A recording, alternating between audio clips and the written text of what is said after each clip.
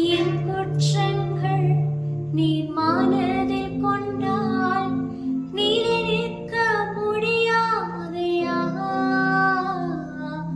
மன்னிப்பு தருபவரே,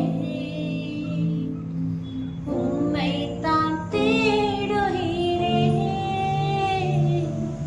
உம்மை நோக்கி கதறுகிறேன். விரைவாய் உதவி செய்யும். மன்னிப்போம் மறப்போம். திருக்குறள் ரொம்ப அழகான ஒரு குறள் இருக்குங்க. நன்றி மறப்பது நன்றன்று, நன்றுள்ளது அன்றை மறப்பது நன்று. இதோட மீனிங் எல்லாருக்குமே தெரிஞ்சிருக்கும். பிற செய்கிற நன்மைகளை நம்ம மறக்கக்கூடாது, தீமைகளை உடனே மறக்கணும்னு சொல்லி. ஆனா நம்ம இது எல்லாமே ஆப்போசிட் டிரெக்ஷன்ல ஃபாலோ பண்ணிட்டு போய் இல்லையா. நம்ம செஞ்ச நன்மைகளை மறந்துடுவோம், ஆனா தீமைகள் மாத்திரம் வேறா மனதுல பதிஞ்சிடும்.